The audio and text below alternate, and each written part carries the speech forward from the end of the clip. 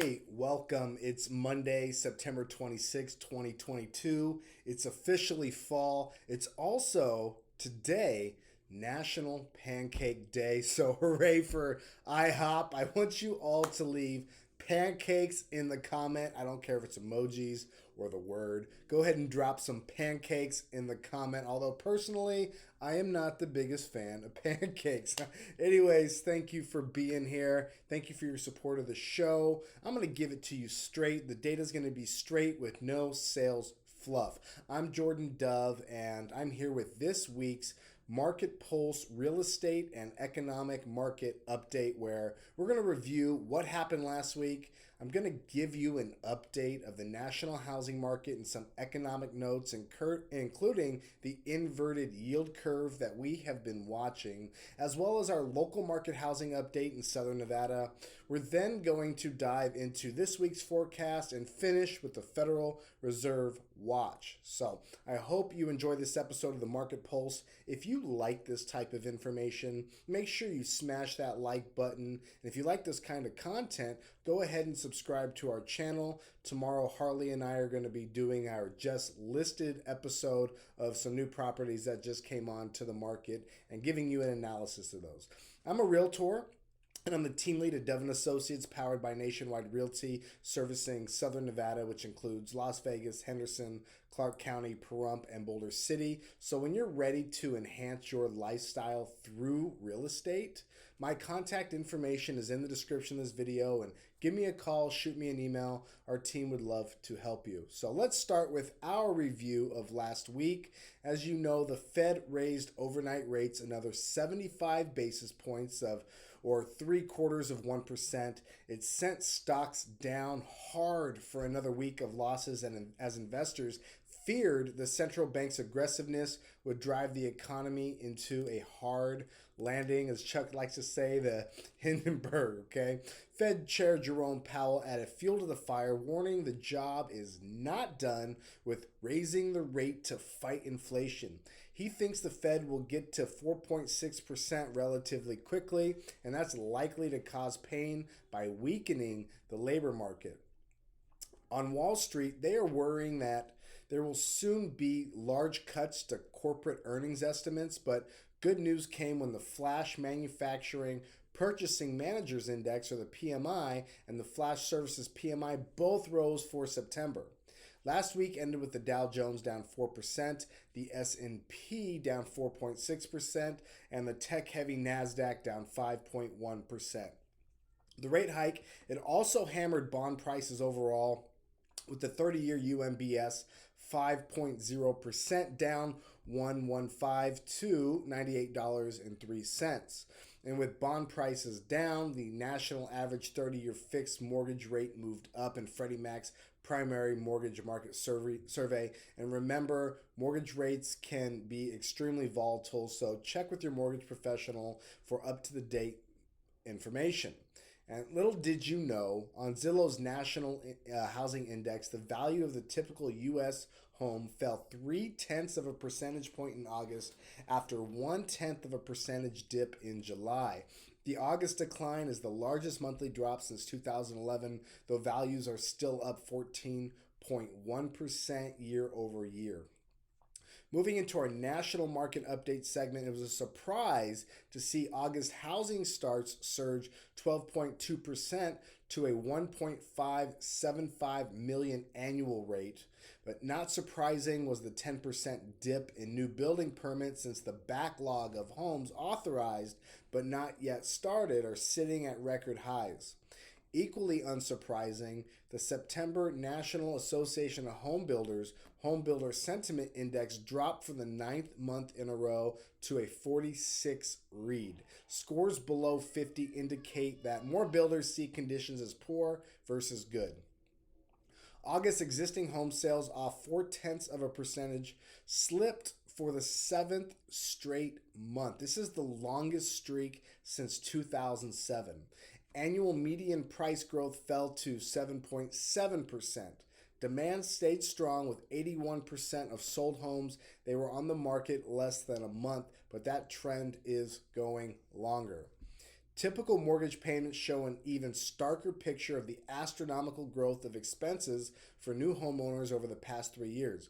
The historic rise in home prices over the pandemic, compounded by this year's spiking mortgage rates, has pushed the monthly mortgage payment on a newly purchased typical home from $897 at the end of August 2019 to $1,643 last month. That's an increase of 83% of an increase from this time of the year before the pandemic started. So it's really, really staggering that it has increased that much in just a few years.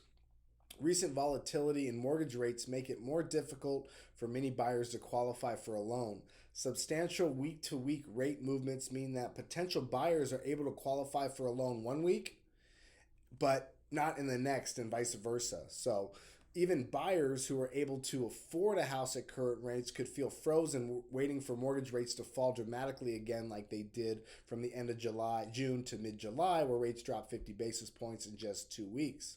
And as the share of median household income needed to pay monthly mortgage costs rise beyond the 30% level considered to be a financial burden, uncertainty itself could be holding up a large population of buyers who could otherwise still afford to move forward with a loan. It's likely that this problem will continue until markets stabilize and return to some semblance of normalcy. Now let's discuss some economic notes. We have some local and globally we're going to touch on. We already talked about this, but as expected, the Fed raised their overnight rate 75 BPS for its third consecutive large rate hike. The current rate is 3 to 3.25%, and that sent stocks in a downward spiral last week.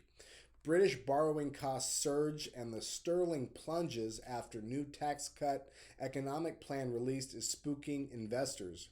A Fed's Bostic says that the events in the UK could raise economic stress in Europe and in the United States. Boston Fed president said more rate increases are needed to cool inflation, so we will be expecting more rate hikes at the next 3 FOMAC meetings going into next year, February.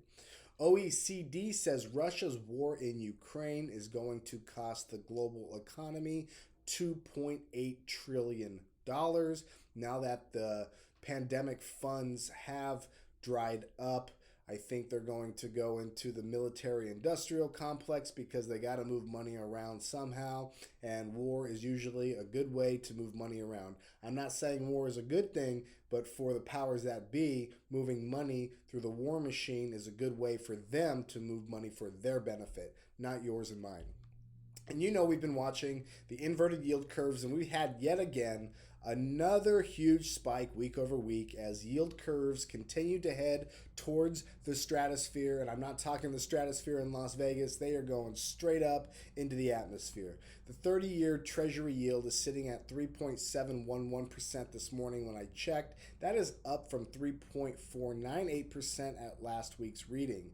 The 10-year, which is closely correlated with mortgage rates, is approaching 4% and is currently at 3.896%, and that is up about 45 basis points from last week's reading and is currently inverted with the 30-year. The 5-year, with the large spike today, up about 20 basis points alone just today at 4.169%. That's up almost 40 basis points from last week. These moves are very substantial and it's happening very fast, but we've been talking about this stuff for months and months. We told you it was coming, so hopefully you've been able to prepare. Now, we have a classic yield inversion with the 2-year higher than the 5, and the 5 higher than the 10, and the 10 higher than the 30. The 2-year is also spiking, in which looks to be a skyscraper on the chart, to 4.33%. That's also up about 40 basis points from last week's reading. Now, the spread between the 2 and 10 is about 43 basis points when I last checked. We saw it starting to tighten, but now it's staying consistently about 40 basis points from each other. I believe investors, if they haven't already, are going to be continuing to get out of growth stocks and into safer investments such as treasury yields at this level, and we will continue to see mortgage rates climb as the 10-year continues to climb. Now, let's move into our local market update for Southern Nevada, which includes Clark County as well as Pahrump, Nevada, but that is in Nye County. But these numbers are also included in the statistics that I run. If you don't get the weekly market email. I send all this information in an email. You can go to jordandove.substack.com, jordandove.substack.com, and you will get this every Monday in your email. Now, mortgage rates we know have remained volatile. So prior to the pandemic in August of 2019, the average monthly mortgage payment in Las Vegas was $1,050. Now let's fast forward to the end of last month, the end of August 2022, and we have an average mortgage monthly payment of $2,047. That is an increase of $997 per month, which is a 95% increase from this time of August 2019. Interestingly enough, though, this month so far, the median price of single families have remained flat, with August median of $450. We still have this week, the rest of this week, the rest of this month of closings to see if that number will be affected, because the majority of homes do close at the end of the month. But as of now, and in previous months following this, we were seeing drops throughout the month. It stayed pretty steady here over the last couple weeks of checking this number. It would be really interesting to see if we see no change in single families. Now, the current absorption rate for Southern Nevada market the past 4 weeks is 20.74%, down 6.5 from last week's absorption rate. This marks 3 consecutive weeks of a decline and decrease in 13 of the last 14 readings. A market rate with an absorption rate at or above 20% is typically considered a seller's market, whereas an absorption rate below 15% signals a buyer's market. We are very close to hitting under 20%. I think it's going to happen any week now. Median prices this month for single families, as I said earlier, are $450,000, which is currently unchanged from August. Condos are down from $232,000 to $222,250, a change of just less than $10,000, and townhomes are down $10,000 from August to $315,000. In August they were $325,000. We are seeing $315,000 median on townhomes now. Now, here's something that was interesting. For the first time in the past 27 weeks, we have seen a decrease in residential resale inventory available on the open market. This is an interesting market because it's an interesting marker because we have seen inventory start to flatten out since August, staying around that 10,000 properties on the market level. The big kicker here was that there were 548 properties taken off the market, which signaled an increase of 29.25% compared to 4 weeks ago. I believe that sellers are now opting to stay in their home versus selling in the high mortgage rate environment, as well as the sellers' expectations. A lot of sellers are trying to get May prices, and unfortunately that's not the case, as homes here are sitting on the market longer. This far in September, the average days on market is 24 days on the market. That's up significantly from 7 days on the market in April and May, and up significantly again from 17 in August. Okay, so we are seeing properties stay on the market longer. Historically, 27 days though is pretty quickly to sell a home. That's relatively quickly. But I do forecast that we are going to see properties continue to sit on the market longer, especially as interest rates go up. This past week, we saw 977 new listings with 1,889 price decreases, 764 accepted an offer, and 545 sold, closed, and recorded. The number sold down is 11.95% compared to last week's reading. There are a total of 40 less residential properties on the resale market compared to 1 week ago, for a total of 11,242, and that is a decrease of 0.35%. Now, forecasting this week is home sales and GDP will be down and inflation numbers will be up. For August, both new home sales and pending home sales, the index of signed contracts on existing homes, that should be off. Okay, I think that's going to be off. The GDP third estimate for the second quarter is also to be expected down, showing the overall economy is still contracting.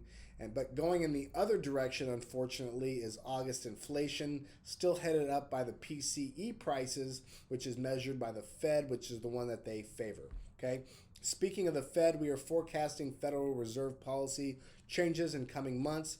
After the Fed's statement last week, Wall Street expects another 0.75% rate hike in November, followed by a 0.5% rise in December and a 0.25% bump in February. Note, so in this lower chart I'm going to show on the screen here, a 76.2% probability of change is a 76.2% probability the rate will rise. The current overnight rate is 3% to 3.25%. After the FOMAC meeting on November 7th, there is a 76.2% consensus of the rates being hiked at least 50 basis points, where they are projected rates to be increased after the December 14th FOMAC meeting and February 1st FOMAC meeting.